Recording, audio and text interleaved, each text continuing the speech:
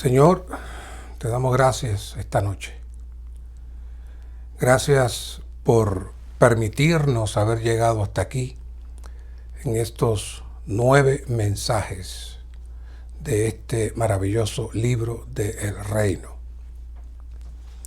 Una vez más, te pedimos que ates a tu enemigo y nos permitas liberar la carga que has puesto para este mensaje.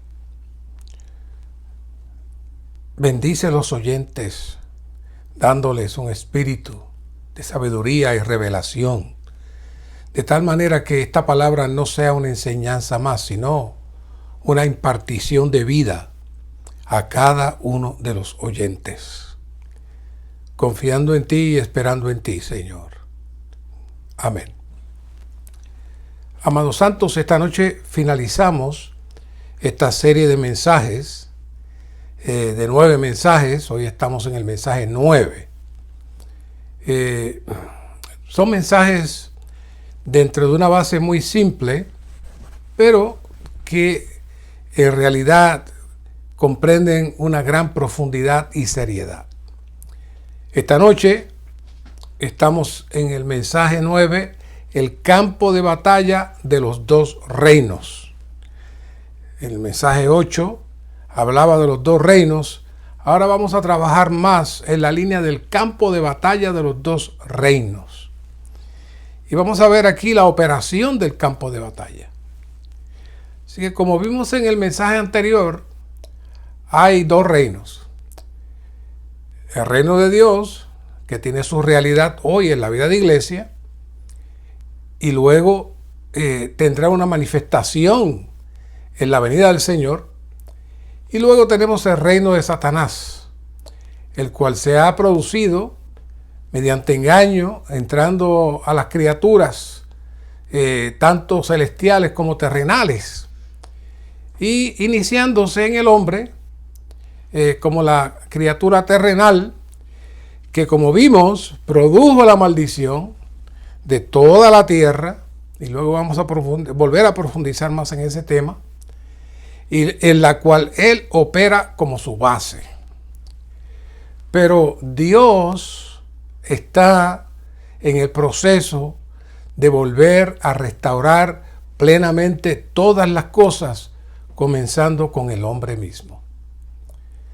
Y para eso vamos a mirar dónde operan esos 2 reinos. Primero vemos aquí en 1 Tesalonicenses 5:23, que nos dice que tenemos un espíritu, un alma y un cuerpo. Todos conocemos ese versículo, pero quiero leer la nota que está adherida al espíritu, a la palabra espíritu, que dice lo siguiente.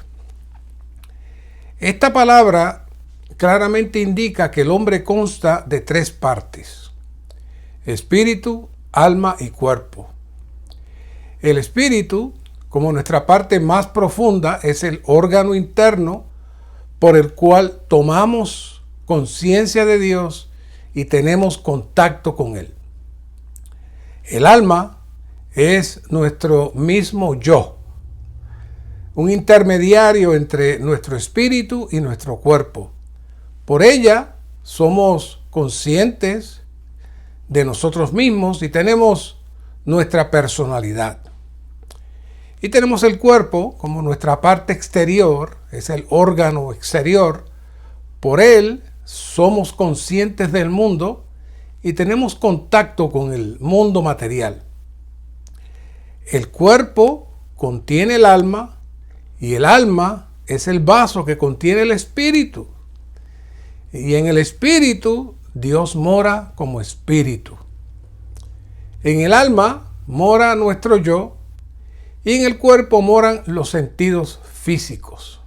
Ahí queremos decir, los 5 sentidos son los canales que el enemigo usa en armonía con el alma para crear hábitos y deseos que al buscarse de manera desenfrenada es lo que se conoce como concupiscencia. En la época de Pablo había un refrán en la calle muy conocido que la gente se decía: todo es lícito, todo es lícito, todo me es lícito. Pero Pablo, conociendo el refrán y sabiendo cómo se usaba de manera vana y ligera, lo modifica. Y Pablo dice en 1 Corintios 6:12: todas las cosas me son lícitas, refiriéndose al refrán. Pero él le agrega: mas no todas son provechosas. Y luego dice, vuelve otra vez, repite el refrán: todas las cosas me son lícitas, mas yo no me dejaré dominar de ninguna. Es decir, para el mundo todo era lícito, pero para los seguidores de Cristo no todas las cosas son provechosas. Para el mundo todo es lícito, pero nosotros no nos dejaremos dominar de ninguna. Visto de esta manera, podemos ver la intención del apóstol al traer este dicho popular de la época. Así que Dios nos santifica primero al tomar posesión de nuestro espíritu mediante la regeneración. Luego, el proceso se da al extenderse como espíritu vivificante desde nuestro espíritu hasta nuestra alma, para ahí saturarla y transformarla. Y por último, el último paso es vivificar nuestro cuerpo mortal a través de nuestra alma y transfigurar nuestro cuerpo con el poder de su vida. Así que esto nos da el cuadro dónde se está moviendo, dónde operan estos dos reinos. Y aparte de estos dos reinos, hay tres partidos. Esta sección del capítulo se inicia diciendo que existen tres partidos. Tres partidos. Tenemos a Dios, a Satanás y al hombre. Como habíamos presentado ya en otros mensajes, la rebelión satánica se inicia en Isaías 14:3, en un proceso interno de este ser, de considerar ser superior a Dios. Y como hablamos, pero solo quiero refrescar, él presenta sus 5 consideraciones, que son: subiré, me exaltaré, me sentaré, yo subiré y yo me haré. Es decir, esas 5 consideraciones las trabajó él en su mente, en su hombre interior. Y eso produjo un cambio de esfera que nunca antes había existido antes, pues antes de que esto existiera, solo existía un solo reino en todo el universo. Así que ese cambio de esfera, esa nueva esfera que surge, no existía antes. Estas 5 consideraciones es lo que también Ezequiel 28:16 nos dice, le llama comercio o contrataciones, es decir, maquinaciones mentales para recibir un beneficio. En eso consiste el gran problema. Entra este ser en rebelión, produciendo en él la completa separación de la esfera de la justicia de Dios que rige y mantiene todo el orden del universo. Espero que hayan escuchado el mensaje 8. Si no lo han escuchado, escúchelo para poder entender lo que yo estoy hablando aquí. Pero el repaso, que esta esfera de la justicia mantiene el orden para que Dios, como espíritu de vida, transmita su esencia y naturaleza de amor, que a su vez se expresa en luz, y la luz se expresa a su vez en su hablar. Eso es lo que mantiene todas las cosas en el orden de Dios, el cual es Él mismo como la realidad. Pero de todo eso quedó fuera Lucifer, viniendo a ser lo que conocemos hoy como Satanás, el enemigo de Dios, en la esfera de la muerte, tinieblas y contaminación y vanidad. Es decir, él mismo entró en maldición. No se olvide de este punto. Él mismo entró en maldición. Lo habíamos trabajado, pero quiero trabajarlo otra vez porque es crucial. Este punto se nos ha escapado a muchos y necesitamos refrescarlo. Esta nueva esfera en el universo es lo que posteriormente se le conoce como el árbol del conocimiento del bien y del mal, y es el ejercicio del alma y el cuerpo fuera de Dios en la cual todos nacimos. Ahí nacimos, en esa esfera que surgió mediante la rebelión satánica y mediante el uso de la mente y sus maquinaciones, buscando tener más y llegar a lugares que estaban ilícitos para él. Estaban prohibidos para él, era solamente para Dios. Pero esa maquinación lo sacó de la esfera de Dios. Así que este árbol ahora vino a ser un gran reto para el nuevo partido creado en el huerto del Edén, que fue el hombre. Por un lado estaba Dios mismo como vida, representado por el árbol de la vida, y por otro, Satanás mismo como muerte, representado por el árbol del conocimiento del bien y del mal. Y estaba el hombre en una esfera neutral, pero con instrucciones específicas de que no podía participar de ninguna manera de dicho árbol, el cual era Satanás mismo. Aunque la puerta del árbol del conocimiento del bien y del mal, gestado y producido dentro del ser mismo de Satanás, estaba presente en el universo, esto nunca fue una opción de Dios para el hombre. Nunca digamos que Dios le dio la opción al hombre de escoger. No diga eso. La Biblia es clara. Dios le dijo, no comerás. Así que la razón que se menciona es porque simplemente existía allí como la rebelión de sus criaturas, del cual nunca el hombre debía participar. Y fue advertido. Por otro lado, Dios sí esperaba que Adán se ejercitara en su espíritu, formado exclusivamente para no solo tener contacto con Dios, sino para que Dios entrara en él y viniera a ser uno con él como el árbol de la vida. Para esto, como dice Génesis 2:15, el hombre debía preparar su ser interior para labrar y cuidar el terreno del corazón para recibir y cosechar en su vida este árbol de la vida. Hay una nota maravillosa ahí en Génesis 2:15. Yo les invito a que vayan y la lean. Yo no tengo el tiempo ahora, pero esa es la clave. Esa es la clave.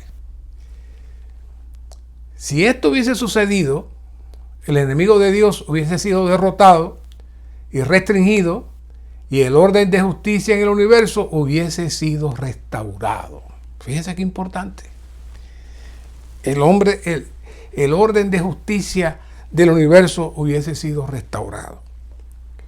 No obstante, como veremos, Satanás logró activar primero en la esposa de Adán y posteriormente Adán a la misma atmósfera que había surgido en él en su rebelión, al llevarlos mediante treta y engaño a su terreno de muerte, es decir, a utilizar su alma. Así que la manera, que esto quede claro, la manera que el enemigo usa para inyectar sus pensamientos es la mente del hombre, y desde ahí todo el ser del hombre es sacado fuera de la atmósfera de Dios, y de manera automática, al igual que ocurrió con Satanás, el hombre participa de la maldición. Así que ese es el campo de batalla del cual necesitamos estar alertas y conscientes.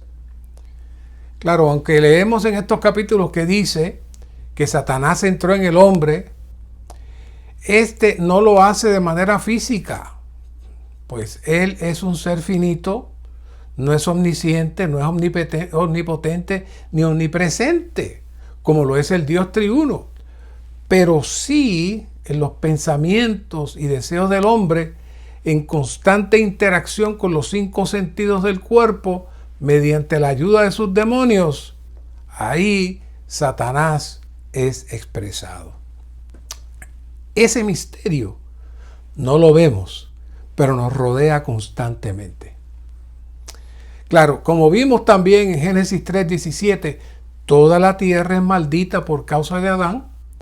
Esto produce dos cosas, la vanidad y la corrupción. La degeneración y muerte sale de esa vanidad y corrupción. Todas las cosas, incluyendo el hombre mismo, que se convierte en carne, como se menciona en Génesis 6:3. Esta carne se opone a Dios y está fuera de Dios, lo cual es la definición más profunda de lo que es el pecado. Estar fuera de Dios es la definición más profunda de lo que es el pecado. Así que podemos decir que hay tres reinos, que son los tres partidos: Dios, Satanás y el hombre. Así que en cierta medida se producen tres reinos que están operando constantemente dentro de nosotros. Por un lado, tenemos a Cristo como el espíritu dador de vida en nuestro espíritu. Luego está nuestro yo como persona en nuestra alma, que aunque ligado a Satanás mantiene su identidad, y esa es su personalidad, esa es su peculiaridad, esa es su manera de ser. Y está la operación satánica, el cual el principal aliado es la carne, mezclada con el alma caída. ¿Cómo llega a suceder esto? Vuelvo y les digo, Génesis 3:17 es la clave para poder entender esta operación. Y a Adán dijo: por cuanto escuchaste la voz de tu mujer y comiste del árbol del que te mandé diciendo, no comerás de él, maldita es la tierra por tu causa. Necesitamos volver a reflexionar en este asunto. ¿En qué consiste que la tierra sea maldita? Adán era la cabeza de toda la creación. Así que cuando él sale de la atmósfera de Dios, como sucedió con Satanás, el hombre entró en tinieblas y fuera de toda la protección de Dios. Así que la única diferencia es que Dios no dejó a Adán y a Eva abandonados y solos en las manos de su enemigo. Así que cuando Dios se acercó a Adán, fue con ternura y le dijo en Génesis 3:9, ¿dónde estás? Ellos ya no estaban en la atmósfera de Dios. La primera señal de eso es el temor, que menciona el versículo 10, donde dice que tuvieron miedo y se escondieron. ¿Qué es eso? La razón de ese temor tenía dos fuentes: la falta de la presencia misma de Dios y el temor a que Dios llegara y ejecutara su juicio y los matara. Eso era el temor, porque ya Adán había escuchado que el que comiera del árbol moriría. Así que al salirse de la atmósfera de Dios, llegó el temor por todos lados. Luego, en los versos posteriores, Dios fue firme con todos y cada uno de ellos en este proceso de la caída y haberse separado de la atmósfera de Dios. Pero el más contundente de todos es la declaración de que la tierra es maldita por culpa de Adán, es decir, por él ser el representante de todos los hombres. Su acción nos sacó de la esfera de Dios para entrarnos en la esfera del alma y del cuerpo, que es el ámbito satánico. Pero gloria al Señor que Dios deseaba continuar su relación con el hombre hasta producir la descendencia apropiada que derrotara a su enemigo. Es por eso que Dios inicia una relación con el hombre mucho más limitada, pero muy activa. Dios comienza haciendo sacrificios de animales, los viste con pieles. Este fue el primer sacrificio propiciatorio, y en Dios se activa y se culmina el sacrificio de Cristo en su presencia, como dice en Apocalipsis 13:8b, donde dice del cordero que fue inmolado desde, no dice antes de, sino desde la fundación del mundo. Por este sacrificio que permite a Adán seguir en contacto con Dios, no lo salva a él ni a la naturaleza de entrar en vanidad y corrupción incluyendo nuestros cuerpos físicos, sino solamente abre el camino para que el hombre pudiera tener contacto con Dios. Por eso encontramos estos versos en Romanos 8:20, porque la creación fue sujetada a vanidad, no por su propia voluntad, sino por causa del que la sujetó, con la esperanza de que también la creación misma será libertada de la esclavitud de corrupción a la libertad de la gloria de los hijos de Dios. Así que aquí hay dos palabras claves. Vanidad y esclavitud de la corrupción. Según 3:17, ya como vimos, Adán fue el responsable del colapso de la creación. Y deseamos hacer claro que el efecto de la vanidad y de la esclavitud de la corrupción fue el efecto de desconectarse de la fuente del universo, el cual es Dios, el Dios triuno. Satanás no la corrompió, ni Dios la corrompió. Esto fue un acto automático de salirse del suplir de la vida, de la protección de Dios. Un ejemplo es que si usted saca un pedazo de carne del refrigerador de su casa y lo pone afuera al sol para que descongele y volverlo a entrar, pero se le olvida, ¿qué va a suceder? Se va a corromper, se va a dañar. ¿Usted lo corrompió? No. ¿Quién lo corrompió? El ente mismo de la ausencia del refrigerador produjo la corrupción. El estar fuera de la atmósfera de Dios trae la vanidad y trae la corrupción. Así que el hombre entró en degradación, por lo que la naturaleza, como parte de la creación, también entró en degradación, teniendo todo lo presentado como base. Entonces que podemos entender estos versículos desde una perspectiva diferente. Romanos 7:18. Pues yo sé que en mí, esto es en mi carne, no mora el bien, porque el querer el bien está en mí, pero no en hacerlo. El 23. Pero veo otra ley en mis miembros que está en guerra contra la ley de mi mente y que me lleva cautivo a la ley del pecado que está en mis miembros. Entonces la pregunta que tenemos que hacernos es: ¿qué es la ley del pecado que está en mis miembros? La ley del pecado es una ley como cualquier ley en el universo. La ley de gravedad, por ejemplo, hace que todo lo que sube tiene que bajar. Así que la esclavitud de la corrupción en que entró lo creado es la esfera donde todos entramos de manera automática cuando la primera pareja cayó.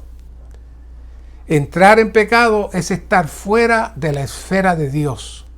El hombre exterior, que lo compone la mente, la voluntad, la emoción y el cuerpo físico, nace fuera de Dios en cada ser humano que nace. Ese ámbito ya está fuera de Dios en cada ser humano que nace. Al estar fuera de la vida, fuera del amor, fuera de la luz y de la palabra, automáticamente se entra en vanidad y corrupción. Ese es nuestro problema. Lo que dice que mora en nosotros es la maldición en que entró toda la creación. Y el primero que participó de tal experiencia fue Satanás mismo. Luego los ángeles caídos y luego entonces el hombre y finalmente todo lo creado por ser el hombre la cabeza de la creación. Ahora bien, una vez todo lo que entra en esa esfera está abierto y susceptible a ser usado por el enemigo, el cual vive y participa de la vanidad y corrupción él mismo. Él fue el primero. Así que todo lo que está en esa esfera, él tiene acceso. Como hemos visto, el espíritu del hombre lo compone la intuición, la comunión y la conciencia. El alma del hombre es la mente, la voluntad, la emoción y la conciencia también, que es una porción del espíritu. Y el cuerpo, los conocidos 5 sentidos que todos conocemos. Así que la mente y las emociones, junto con el transmisor de los 5 sentidos, crean la atmósfera para que los demonios nos lleven cautivos a cada momento. Ahora Satanás, mediante sus ángeles caídos y los demonios, operan constantemente para que no entremos a la atmósfera de Dios activando nuestros 5 sentidos mediante sugerencias en la mente. Todos debemos estar alertas, pues es un ataque constante dentro de nosotros, un ataque constante dentro de nosotros. El apóstol Juan es muy claro en esta operación en 1 de Juan 2:16, donde dice, porque todo lo que hay en el mundo, los deseos de la carne, los deseos de los ojos y la vanagloria de la vida no proviene del Padre, sino del mundo. Así que los ojos, ahí está una operación de los sentidos, la vista, en donde se utiliza, los oídos, el tacto, el sabor, todo se utiliza para meternos en esa atmósfera.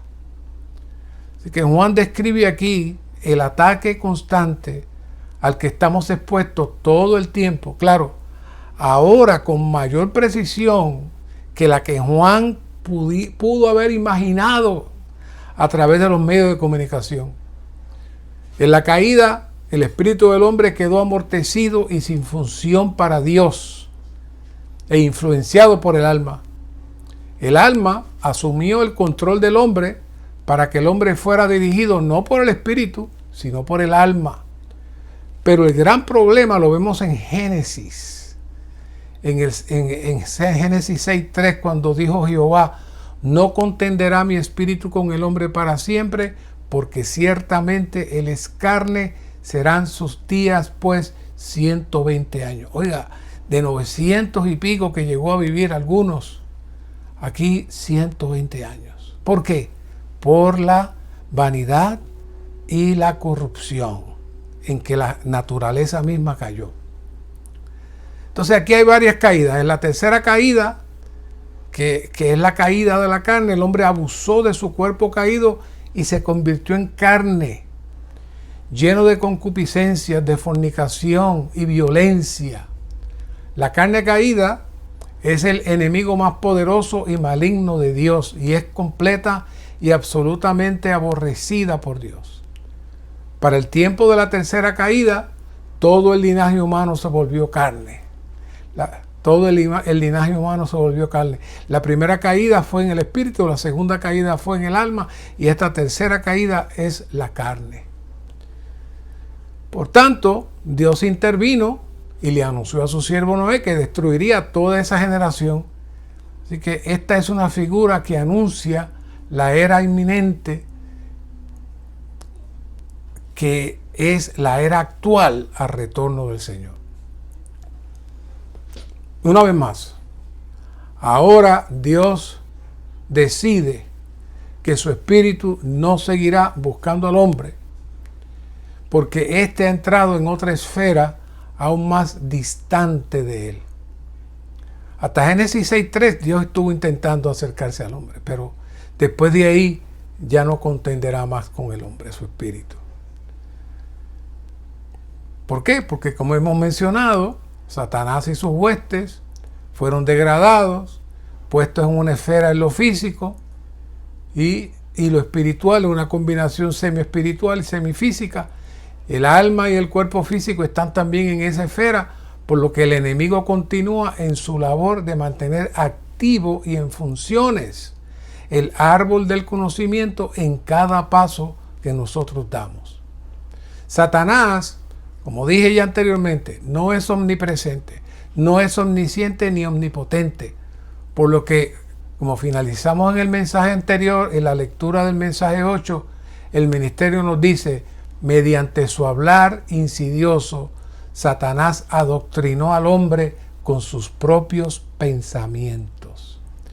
Él inyectó en la mente humana sus propios pensamientos malignos. En el principio hoy sucede lo mismo. Siempre que uno acepta ciertos pensamientos, enseguida actuará conforme a ellos. Los pensamientos vienen primero y después las acciones. Los pensamientos que la gente acepta a la postre influirán en su comportamiento. Allí está el campo de batalla. Aquí claramente se nos dice que la manera que Satanás inyecta y toma control sobre nosotros es por los pensamientos. Es decir, como explicamos en el mensaje pasado, el enemigo no tiene nada, no posee nada, no puede crear nada. Lo que sí tiene es la experiencia de la iniquidad, que si recuerdan es el proceso de torcer y desviar la palabra de Dios. Esa es la iniquidad. Experiencia que él mismo experimentó y ahora procuró y procura seguirse reproduciendo en cada hombre. Fíjense cómo dice la lectura. Satanás adoctrinó al hombre con sus pensamientos. Ahora este proceso de adoctrinamiento es sumamente agrandado, como dije anteriormente, dado la tecnología. La tecnología nos bombardea a cada momento para mantenernos ocupados y alejados de Dios en lo que hemos llamado, ¿se acuerdan? El avivamiento constante de la muerte. Tenemos el avivamiento matutino para la vida, pero desde que prendemos el radio, la televisión, la computadora, el teléfono, ahí está el avivamiento continuo para muerte.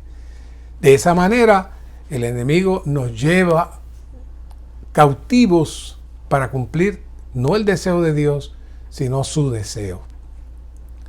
Aquí hay unos puntos muy cruciales que vamos a estar hablando. Y este primer punto es las fortalezas de la mente. Segunda de Corintios 10:4, versículo que también conocemos. Porque las armas de nuestra milicia no son carnales, sino poderosas ante Dios. ¿Para qué? Para derribar fortalezas. El 5.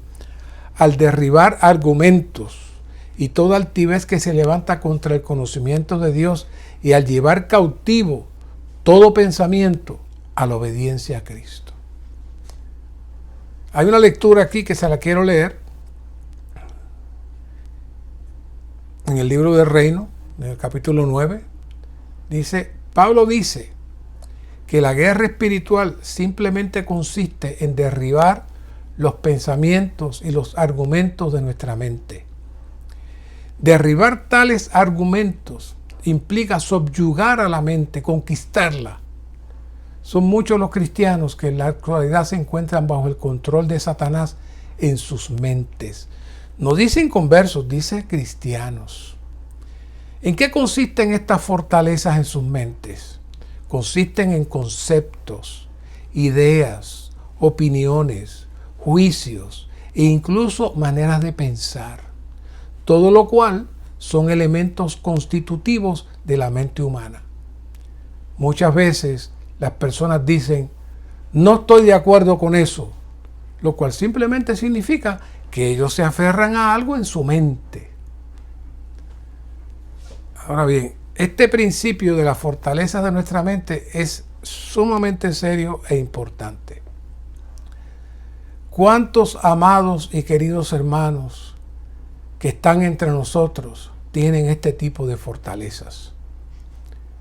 En los mensajes presentados en la conferencia dada sobre los primeros 19 mensajes de la experiencia de vida, pudimos ver la operación de estas fortalezas tejidas en nuestra opinión y peculiaridad.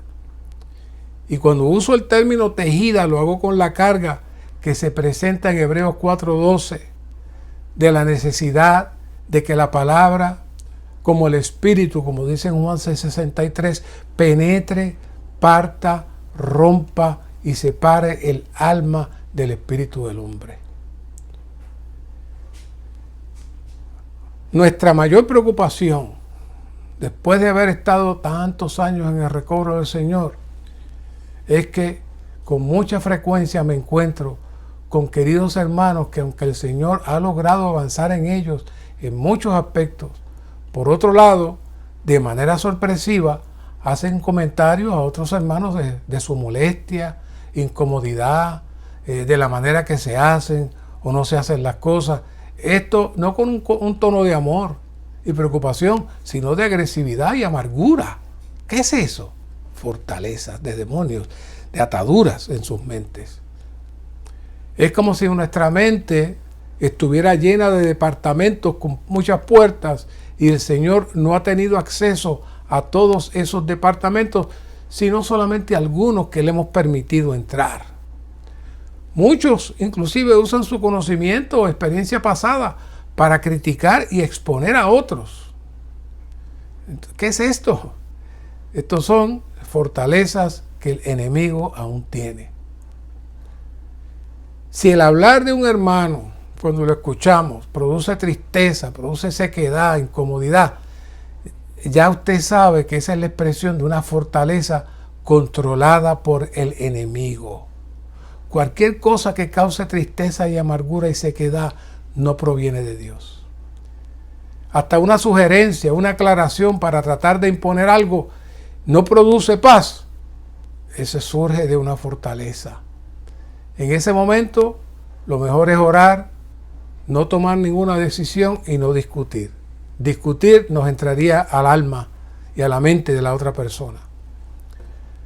Todos nosotros debemos ir delante del Señor cada día para que el Señor nos muestre quiénes somos y qué áreas aún Él no ha podido controlar en nosotros. Cuando puedan, entren con cuidado a estas porciones del libro del reino, especialmente el capítulo 8, capítulo 9, con calma, lean. En esa porción del capítulo 8 hay una porción ahí que el hermano nos trae la historia inclusive de un joven recién convertido que llega con mucho ánimo, buscando al Señor, pero dado que aún tiene fortalezas no tratadas, controladas por el enemigo y sus demonios, aunque llegó fogoso y contento, poco a poco pierde el disfrute y el deseo de buscar al Señor. Somos como bipolares. Un día estamos felices y contentos y profetizando, y otro día estamos frustrados y negativos y mirándolo todo feo y mal. Mira, un poquito de la porción que les dije, se lo voy a leer. Sin embargo, en muchas ocasiones el Señor Jesús no puede traspasar nuestra manera de pensar ni nuestros pensamientos. Los conceptos que tiene este joven son fortalezas inexpugnables que el Señor Jesús no puede penetrar. Parte de su ser se encuentra sujeto al reinado del Señor Jesús, pero en otras partes de su ser son fortalezas que resisten el gobierno del Señor. Esto es rebelión y corresponde al principio propio de un demonio. Si el Señor Jesús no puede penetrar esta fortaleza después de varios intentos, se perderá el deseo de orar, de leer la palabra y de invocar el nombre del Señor. Como hemos visto, esto es muy serio, puesto que en muchas ocasiones vemos a queridos hermanos que se alejan o no desean servir o participar o simplemente no están felices. La razón son las fortalezas del enemigo en su mente. Así que todo lo anterior en la lectura presentada en el libro del reino nos habla de la operación constante del reino satánico en nosotros. Claro está, aunque estamos dedicando este tiempo a profundizar en estas áreas en la vida de la iglesia, hemos encontrado el mejor camino para ser liberados de todo esto. ¿Cómo es? ¿Cómo es esto? Como dice Mateo 12:28. Y este versículo lo he mencionado muchas veces y aquí tiene una pertinencia muy especial. La clave está en nuestro espíritu. ¿Qué dice el Señor? Si yo, por el Espíritu de Dios, echo fuera a los demonios, ha llegado a ustedes el reino de Dios. Si nos tornamos a Él a cada momento, el Señor mismo echa fuera a los demonios y el reino de los cielos avanza en nosotros. Hay dos maneras de limpiar un conducto tapado. Usted puede tratar de meter la mano con algo y tratar de sacar lo tapado, de lo que está tapado, lo que está sucio, lo que está impidiendo. O búsquese una corriente de agua poderosa y póngalo en el conducto y usted verá que todo se va a limpiar. Esa corriente en nosotros es el fluir del Espíritu que desea avanzar en nosotros. Por lo que mantener la mente en el Señor mediante la confesión, entrando en la palabra, escuchando mensajes, teniendo tiempo para la lectura de la Biblia, invocando su nombre, produce en nosotros nuestra liberación. Mire, siempre observo, y yo mismo he tenido la experiencia, ir a un entrenamiento una semana o 2 semanas, y uno llega allí cargado, con muchísimos problemas, pero según van pasando los días, uno se va sintiendo más contento, más liberado, más alerta, disfrutando la palabra. A veces la misma palabra que he escuchado 10 veces, la escucho allí y digo, qué maravillosa palabra, oh, qué tremenda palabra. Y llego a la reunión testificando y llegamos contentos y llegamos fogosos y los hermanos bien contentos, wow, qué tremendo. Pero después, la segunda semana, la tercera semana, la cuarta semana, se acabó. ¿Qué pasó? Lo que pasó fue que usted volvió a su ejercicio viejo de no mantener el fluir del Espíritu y se mezcló con muchas otras cosas, y entonces ahí llega el ataque del enemigo. Por eso necesitamos mantener la liberación del Espíritu en nosotros para ser constantemente limpiados y poder participar y disfrutar el reino de Dios. La otra área o base para la operación del enemigo sigue siendo la carne, la cual está en unión con nuestra mente. En el libro El hombre espiritual, el hermano Ní hace una excelente presentación de este proceso. Le voy a traer algunos puntos. Las exigencias, ese capítulo se llama Los pecados de la carne. Las exigencias de nuestro cuerpo generalmente están clasificadas en 3 categorías: el nutrimiento, la procreación y la defensa. Antes de la caída del hombre, estos 3 asuntos eran legítimos y no estaban contaminados por el pecado. Pero después que el hombre cayó y heredó la naturaleza pecaminosa, estos asuntos se convirtieron en el medio para cometer pecados. Así que debido a que necesitamos alimento, el mundo hace uso de la comida y la bebida para seducirnos. No debemos tomar este asunto ligeramente, porque con mucha frecuencia muchos creyentes han tropezado en este punto. Y recuerde que por la comida y la bebida, los creyentes corintios hicieron tropezar a muchos queridos hermanos ahí en 1 Corintios 8. Claro, debemos aclarar que en esos días el partir el pan era una cena en conjunto, no elementos simbólicos como los que tenemos hoy, por lo que era necesario que cada familia trajera su porción para compartir. Pero sucedía que los hermanos ricos, que tenían dinero, llegaban temprano, se repartían primero lo mejor que ellos traían, y luego los más pobres no tenían mucho que compartir ni que comer. Recuerdo hace muchos años, conocí al dueño de una empresa que decía que él tenía unas botellas de vino que costaban $8,000 y las abría cada año para celebrar el aniversario con su esposa. Esto es un gran ejemplo del extremo del mal uso del comer y el beber en esta generación. Luego, en segundo lugar, después de la caída del hombre, la procreación se convirtió en la concupiscencia del hombre. Y recuerde que la concupiscencia es el exceso que se forma en vicio. Y eso sucede con el asunto del sexo. En las Escrituras, la concupiscencia y la carne están generalmente unidas. Aún en el huerto del Edén, la codicia despertó la concupiscencia y la vergüenza.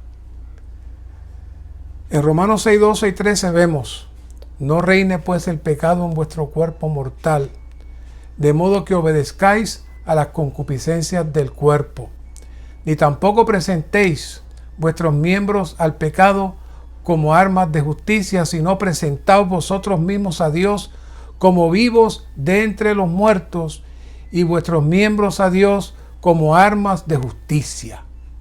¿Qué dice aquí? Aquí vemos 4 aspectos importantes que comprueban lo que hemos estado hablando desde el mensaje anterior. El énfasis de Pablo es utilizar la expresión cuerpo mortal. Cuerpo mortal. ¿Por qué ese énfasis? La mortalidad es parte de lo que hablamos en Romanos 8:20 y en Génesis 3:17, en lo que todo lo creado entró de vanidad, en la vanidad y corrupción al salir de la esfera de Dios, lo que Dios le llama maldición. Luego encontramos las concupiscencias del cuerpo. Por causa de la esfera de la degradación y muerte que el hombre entró, el enemigo tuvo una vía abierta para degradar y manipular los sentidos del cuerpo humano. Tenemos que estar claros con eso. Una cosa es la capacidad de una pareja en el ámbito del matrimonio de estar juntos. Y como dice Pablo en 1 Corintios 7, 3 al 5, no negarse el uno al otro, a lo que él llama el deber conyugal. Y otra cosa es dejar activar el deseo desmedido por todo lo relacionado con el sexo, aún dentro del matrimonio, corrompiendo la santidad del matrimonio. Este afán de pensar, imaginar y desear es lo que se conoce como la concupiscencia de la carne. Esto está completamente en la esfera satánica y sus demonios, y es la obra del enemigo laborando en el ya caído y degradado cuerpo del hombre. No le estoy hablando a los impíos, ahí sabemos que eso pasa. Los cristianos somos los que tenemos que estar alertas de no estar participando y entrando en esa dimensión de muerte. Pablo en su primera epístola a los Corintios también menciona de manera contigua estos pecados. Inclusive consideraba que la borrachera estaba relacionada con la inmundicia. Finalmente tenemos el asunto de defendernos. Cuando el pecado nos controla, el cuerpo comienza a demostrar su fuerza en su intento por preservarse. Cualquier cosa que amenaza nuestra paz, nuestra felicidad en nuestra comunidad debe ser combatida. Oiga, y a veces se da en una simple conversación entre dos hermanos. Un hermano le hace un comentario al otro, el otro entiende que le está criticando y ese hermano le riposta para atrás de una manera agresiva. Estoy hablando de las reuniones. La manifestación de esto se ve en el enojo y los pleitos, los cuales provienen del temperamento del hombre, cuyo origen es la carne y por ende son pecados de la carne. Muchos pecados se producen directa e indirectamente al tratar de defendernos, ya que el poder motivador interior es el pecado. Obramos con el fin de preservar nuestros intereses personales, nuestra existencia, nuestra reputación, nuestra opinión y 1000 cosas más. A partir de esto, cometemos los pecados más terribles por este asunto de protegernos y defendernos. Así que si analizamos los pecados del mundo uno por uno, veremos que generalmente se relacionan con una de estas 3 categorías que hemos mencionado. Un cristiano carnal es controlado, cuando menos, por una de esas cosas, sin excepción. Los hombres del mundo están sujetos al control de los pecados del cuerpo, lo cual es apenas de esperarse, ya que no son regenerados y todavía son de la carne, pero no es normal que una persona regenerada fluctúe incesantemente entre la victoria y la derrota, que no pueda liberarse del poder del pecado y que permanezca todo el tiempo en la carne y procurando servir a Dios sabiendo que está atado. El creyente debe permitir que el Espíritu Santo escudriñe su corazón para que la luz de Dios lo alumbre y pueda conocer lo que prohíbe la ley del Espíritu Santo y la ley de la naturaleza, lo que le impide tener dominio propio y le impide servir a Dios libremente en el Espíritu. A menos que esos pecados sean eliminados, dice aquí el hermano Watchman Nee, no tenemos posibilidad de entrar en la vida espiritual. Podemos concluir que una vez fuimos sacados fuera de la atmósfera de Dios, nuestra alma y cuerpo se fusionaron para buscar sustitutos que neutralicen el deseo de buscar a Dios. Esa es nuestra condición actual. Esa es nuestra condición actual. Así que esta lectura es muy reveladora, muy reveladora. El hermano nos presenta de una manera clara y sencilla estos tres niveles de pecados. Estos tres niveles de pecados. Y los mencionamos de una manera objetiva, pero debemos considerar de una manera subjetiva. De una manera subjetiva y de una manera personal. ¿Dónde estoy yo? ¿Cuál es mi presente situación?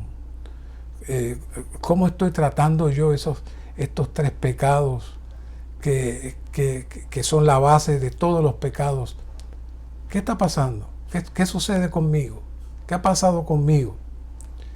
Así que muchas veces nosotros no nos conocemos.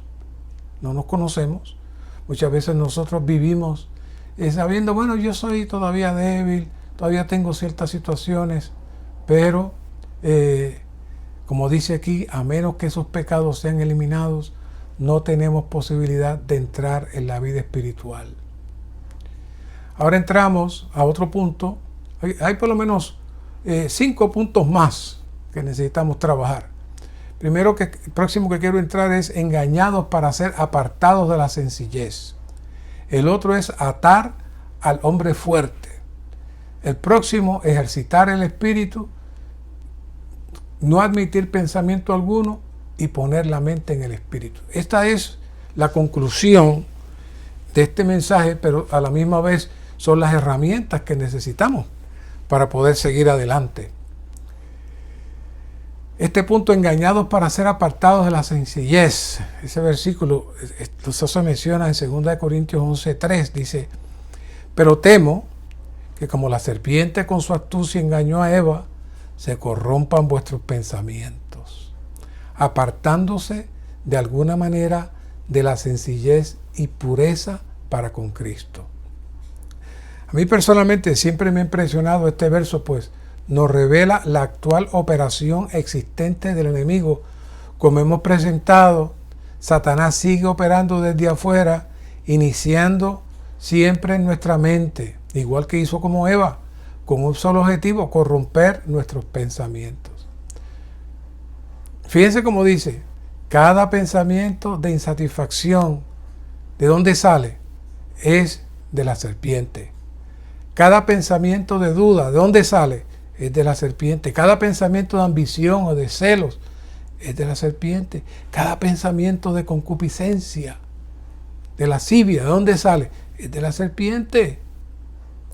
Y desgraciadamente, dice aquí el hermano, en muchas ocasiones he podido ver en la cara de incomodidad, queja o protesta de algunos hermanos o hermanas una serpiente muy bien vestida sentada en la reunión de la iglesia.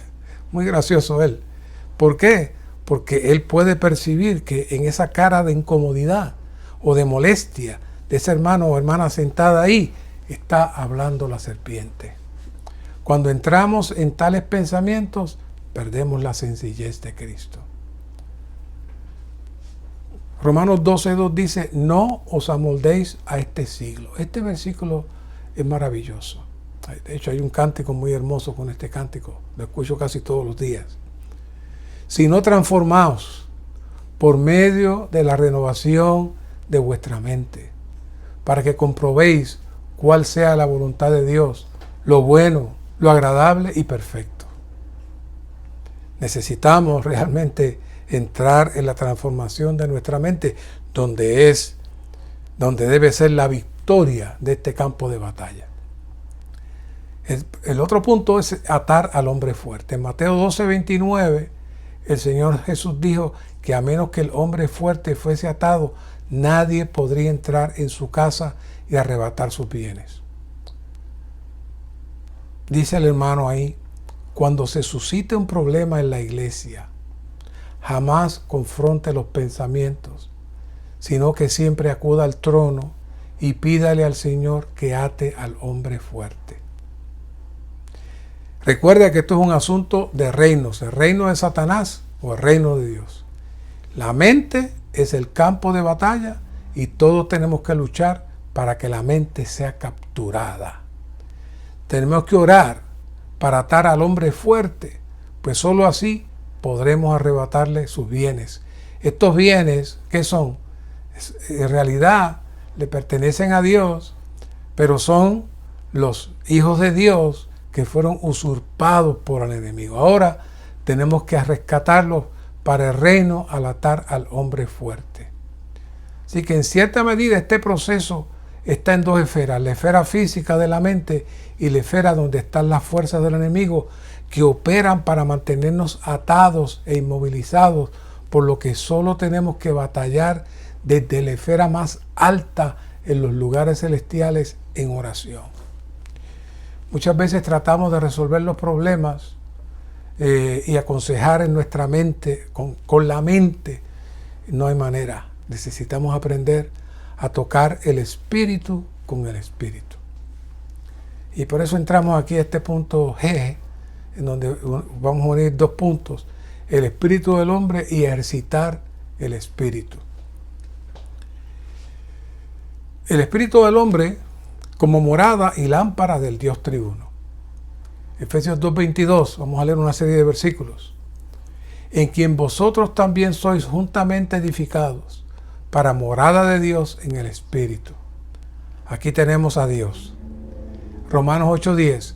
Pero si Cristo está en vosotros, aunque el cuerpo está muerto a causa del pecado, el Espíritu es vida a causa de la justicia. Acuérdense de lo que hablamos de la justicia. Aquí está hablando de Cristo. Y el 8:16. El Espíritu mismo da testimonio juntamente con nuestro Espíritu de que somos hijos de Dios. Aquí tenemos el Espíritu. Así que en los versos anteriores pudimos ver la importancia de nuestro espíritu como la morada del Dios triuno. Esto confirma el sueño de Jacob en Génesis 28:17, en donde nos habla de la casa de Dios y la puerta del cielo, después de haber visto una escalera que conectaba el cielo con la tierra. Esta casa de Dios es la misma que vemos en Hebreos 4:16, donde dice: acerquémonos pues confiadamente al trono de la gracia para recibir misericordia y hallar gracia para el oportuno socorro. Ahora bien, ¿qué es el trono de la gracia? Es la esfera donde el Dios triuno habita, la cual podemos llegar, ¿cómo? Por medio de nuestro espíritu. Como el Señor le explicó a Nicodemo. ¿Qué le dijo el Señor a Nicodemo en Juan 3:13? Nadie subió al cielo, sino el que descendió del cielo, el Hijo del Hombre que está en el cielo. ¿Qué está diciendo? Estos versos nos hablan de la capacidad dual de estar en dos esferas, la cual se logra desde nuestro espíritu mezclado con el Dios triuno. Dios triuno está ahí. Cuando aprendemos a tocarlo, entramos en la esfera del cielo. Y esto nos lleva a Proverbios 20:27. Lámpara de Jehová es el espíritu del hombre que escudriña lo más profundo del ser. Nuestro espíritu es la lámpara que contiene a Dios mismo, desde el cual alumbra y disipa toda la tiniebla del reino de Satanás. Es por eso que siempre necesitamos ser cuidadosos en no entrar en la esfera equivocada cuando hablamos con personas que están envueltas en diferentes situaciones en su alma. Si bajamos al nivel de su alma, no podrán ser ayudadas, pues ahí en el alma, y usted en el alma, está trabajando en el mismo terreno del enemigo. Constantemente debemos cambiar la conversación de la posición del alma y entrar en el espíritu. Para esto debemos procurar llevar a la persona a su espíritu. Hay muchas maneras sencillas de hacerlo. La más sencilla, que los que estamos en el recobro conocemos, es Romanos 10:13, porque todo aquel que invoque el nombre del Señor será salvo. Oh Señor Jesús. Clamar, oh Señor Jesús, hará que seamos más sencillos. Cuanto más invoquemos de este modo al Señor, más sencillos seremos. Seremos sencillos por un lado, pero tendremos un espíritu fuerte. Entonces ya el discutir o el convencer o el perder su temperamento ya pasará a un segundo plano. Lo segundo es tomar la palabra para reflexionar, meditar en ella. Y aquí la clave es leer este Salmo 119:15. Dice: reflexionaré sobre tus preceptos y consideraré tus caminos. Mire qué nota maravillosa. Reflexionaré es una palabra rica en significado, que aquí se tradujo reflexionaré, que también se puede traducir meditaré. Implica adorar, conversar con uno mismo y hablar en voz alta. Reflexionar sobre la palabra es saborearla y disfrutarla por medio de consideración. Orar, conversar con uno mismo y alabar al Señor también forma parte de reflexionar sobre la palabra. Reflexionar sobre la palabra de Dios es disfrutar de ella como su aliento y así ser infundidos de Dios, inhalar a Dios y recibir el nutrimiento espiritual. Necesitamos aprender ese ejercicio.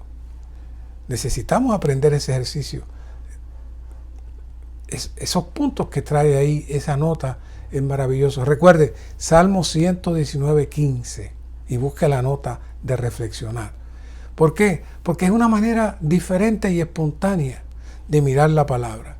A veces somos muy religiosos, entramos a estudiar con nuestra mente, pero si está estudiando y si tiene algún compañero vital, o su esposa, o su esposo, o un hijo, háblele lo que disfrutó, comparte lo que vio. Cuando usted empieza a compartir y hablar lo que vio, eso se le graba y se forja dentro de usted. Cuando uno se enfrenta y trata de resolver los problemas con la mente humana, enfrenta las fortalezas de Satanás. Y si tratamos de resolver nuestros problemas con nuestra mente, muchas veces los santos me llaman y hablan conmigo y hablan totalmente en su mente. Muy difícil decirles nada, solamente orar mientras están hablando para que el Señor vaya rompiendo esas fortalezas. Pero si en vez de enfrentarnos a esos problemas, nos volvemos al Espíritu, entonces Satanás queda desprovisto. Si tienes decisiones, una decisión que vas a tomar, y tú entiendes que debe ser así, por lógica debe ser así, pero por otro lado, algo profundo dentro de ti no te deja en paz, entonces es tiempo de detenerte y esperar. Si abrimos nuestro ser al Señor, sentiremos que lo que estaba en nuestra mente no era de Él en muchas ocasiones. Por lo tanto, este asunto de tocar nuestro espíritu, sentir nuestro espíritu, discernir nuestro espíritu, es la clave para ganar la batalla de nuestra mente. Este título es muy subjetivo, muy especial, llamativo, ¿no? No admitir pensamiento alguno. Y uno dirá, ¿cómo es eso? ¿Cómo no se va a admitir pensamiento alguno? Cuando uno deja de recurrir a sus propios pensamientos, Satanás se detiene. El motor que mueve a Satanás es la mente nuestra. Fue el motor que lo movió a él y lo sacó de su esfera. Y él trata constantemente a través de sus súbditos de estar trabajando, activar nuestra mente constantemente.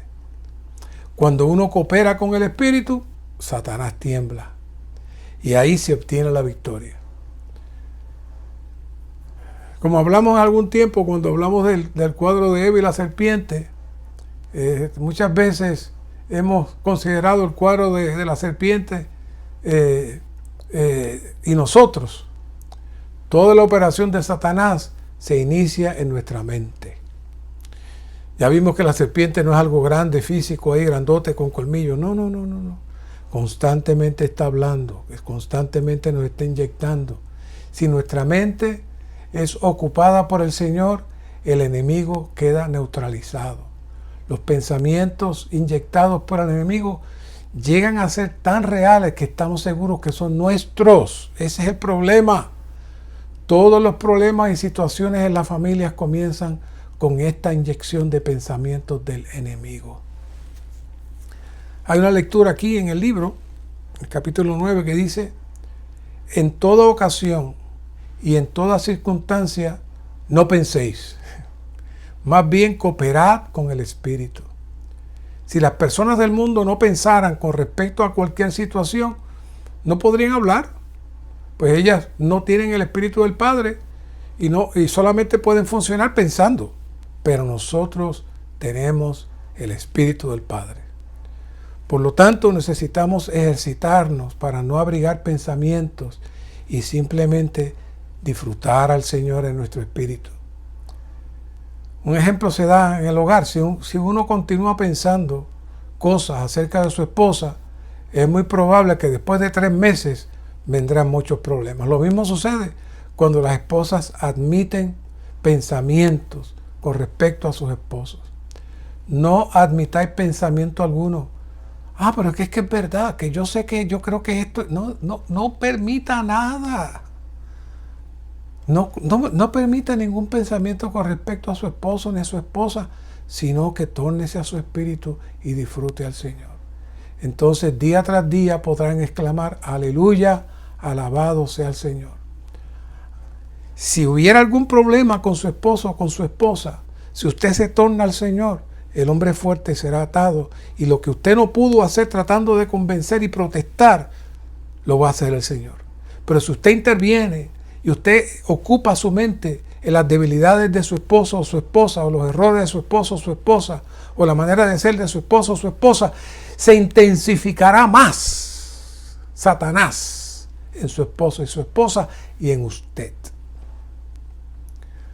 Así que nosotros tenemos al Dios triuno en nuestro espíritu, como vimos. Y esto es el reino de Dios.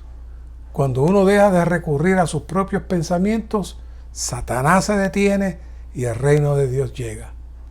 No admitir ningún pensamiento y más bien hacerle caso al Espíritu equivale al reino de Dios. Recuerden el versículo, cuando el Señor echó fuera demonios por el Espíritu de Dios en Mateo 12:28, esto significaba que el reino de Dios había venido. Siempre y cuando uno coopere con el Espíritu, está en el reino.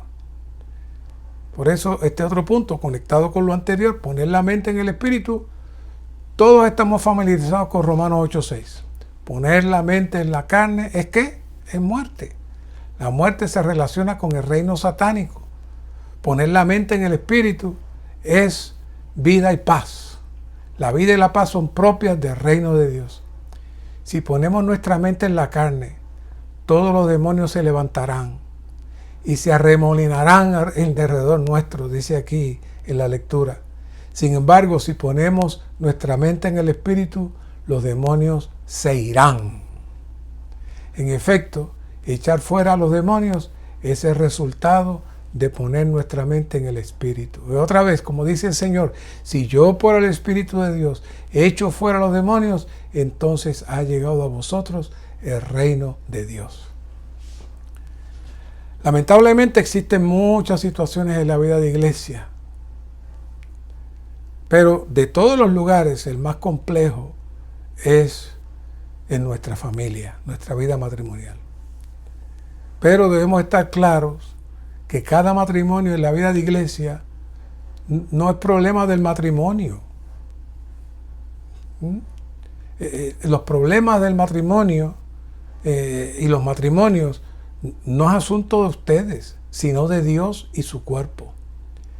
Si observamos con cuidado la situación en Malaquías 2:8, ahí en Malaquías 2:8 al 17, vemos que Dios intervino directamente con los sacerdotes y sus matrimonios, pues ellos como sacerdotes no tenían vida privada, ellos pertenecían a Dios. Hoy somos tal real sacerdocio como nos dice en 1 de Pedro 2:9. De igual manera, las parejas no deben esperar a que pasen muchos años de problemas y situaciones para cuando la situación esté fuera de control, entonces llamar a los hermanos que ayuden. Porque mire, le cuento que esto es viejo. Mire, en el año tal, ya es tarde. ¿Qué pasó? Necesitamos, parejas jóvenes, ¿tienen problemas? Busquen comunión, busquen comunión. La comunión que hemos tenido sobre el matrimonio en el pasado, ¿se acuerdan que dijimos que el matrimonio es la unidad más pequeña de la iglesia? Como la iglesia local es la unidad más pequeña del cuerpo de Cristo y la Nueva Jerusalén. Sin esa unidad más pequeña, que es la familia, no hay iglesia.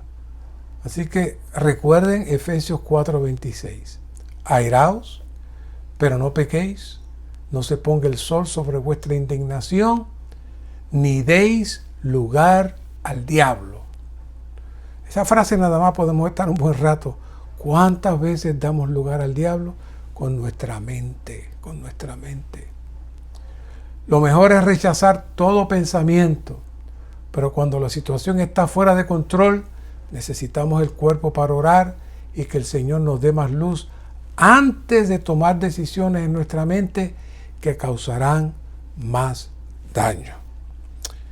Señor, guarda este mensaje en nosotros, presérvalos, manténnos alertas, que estamos siendo atacados constantemente con toda clase de pensamientos. Sálvanos, libéranos y manténnos tocando nuestro espíritu. Gracias, Señor. Amén.